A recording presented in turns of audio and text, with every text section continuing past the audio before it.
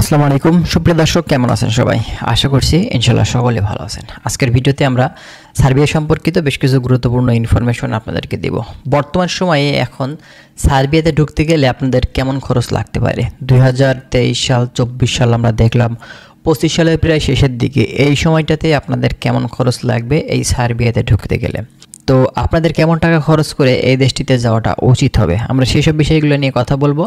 বর্তমানে ভিসার সর্বশেষ পরিস্থিতি কী আছে আমরা সেটা নিয়েও কথা বলবো, এবং এই দেশটিতে আপনি সেখান থেকে মূলত ইউরোপের দেশগুলোতে মুভ করতে পারবেন কি না সেন্ট্রালে, এক কথাতে। তো আমরা সেই বিষয়টা নিয়েও কিন্তু কথা বলবো, ঠিক আছে? অবশ্যই ভিডিওটি স্কিপ না করে আপনারা শেষ পর্যন্ত দেখবেন। অনেক কিছু গুরুত্বপূর্ণ বিষয় আজকের এই ভিডিওতে আপনারা কিন্তু পেয়ে যাবেন। যারা নতুন এসেছেন চ্যানেলটি সাবস্ক্রাইব করে রাখবেন। চলুন শুরু করা যাক। আচ্ছা, প্রথমত আপনাদেরকে বলি, সার্বিয়াতে 2025 সালে এখন যদি আপনি ঢুকতে চান এক্ষেত্রে আপনাদের কেমন খরচ লাগতে পারে।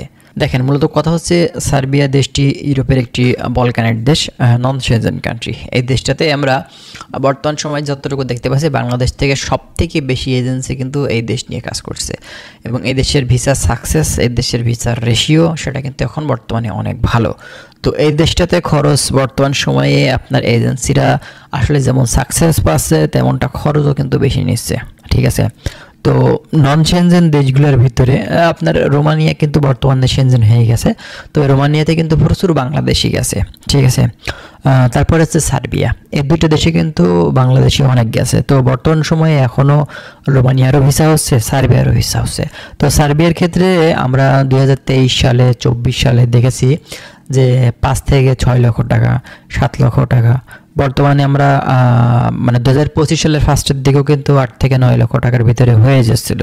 তবে বর্তমানে এখন এই সময় বিভিন্ন এজেন্সি আছে যারা কিন্তু 10 থেকে 12 লক্ষ টাকা পর্যন্ত নিচ্ছে সার্বিয়ার জন্য। এটা কিন্তু মাত্রাধিক বেশি, ঠিক আছে? এখান থেকে আপনি ইনকাম ভালো করতে পারবেন, এটা কথা সত্য, ঠিক আছে? মান্থলি আপনি 500 থেকে 600 ইউরো আপনি অনায়াসে ইনকাম করতে পারবেন একজন সাধারণ কর্মী হিসেবে।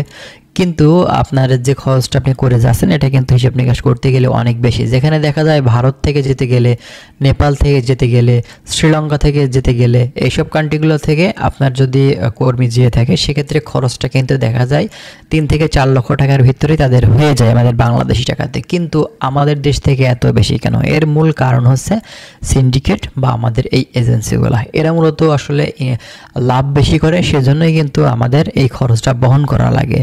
তার ভিতরে আবার দেখা যায় শুধুমাত্র এজেন্সি থাকে না, আপনার স্থানীয় দালাল ব্রোকার এরাও কিন্তু থাকে, সেজন্য খরচটা আরও বেশি পড়ে যায়, ঠিক আছে?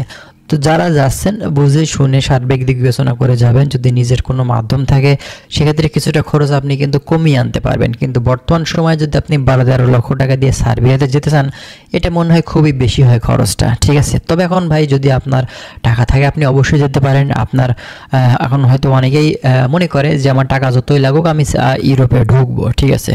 তো এটা ভাই আলাদা বিষয়। তবে আপনি হিসাব নিকাশ করতে গেলে মানে বিবেক দিয়ে এক্ষেত্রে কিন্তু অতিরিক্ত টাকা খরচ করে কিন্তু সার্বিয়াতে যাওয়াটা আমার কাছে মনে হয় যে মোটে উচিত না। কারণ সার্বিয়াতে বর্তমানে যে খরচটা নিচ্ছে এই খরচে এখন রোমানিয়া বা বুলগেরিয়াতেও কিন্তু চলে যাওয়া যায়, ঠিক আছে? এটা হচ্ছে মূলত কথা। আচ্ছা, দ্বিতীয় কথা হচ্ছে আমরা যদি জানতে চাই বর্তমান সময়ে আপনারা মূলত সার্বিয়া থেকে ইউরোপের অন্যান্য যে সেন্ট্রাল দেশগুলো আছে মুভ করতে পারবেন কিনা। দেখেন, আসলে সার্বিয়া থেকে মুভ করেনি এমন বাঙালি খুবই কম। সার্বিয়াতে যাওয়ার পরে বেশিরভাগ বাংলাদেশি সেখান থেকে গেম দিয়েছে, 90% বাংলাদেশি সেখানে থাকে না, সেখান থেকে মুভ করে কিন্তু সেন্ট্রালে চলে যায়। তবে তারা কিন্তু বৈধভাবে যায় না, তারা গেম দিয়ে বিভিন্ন সিস্টেমে কিন্তু যায় সেখান থেকে, যেটা কিন্তু আসলে আমাদের জন্য খুবই ক্ষতিকারক। বাংলাদেশ থেকে যে কর্মীগুলো নতুন করে যেতে চায়, ঠিক আছে? কিছুদিন আগেও কিন্তু আপনার 25 জন কর্মী ব্যাক আসছে, তাদের বিভিন্ন ধরনের সমস্যার কারণে তারা ব্যাক আসছে।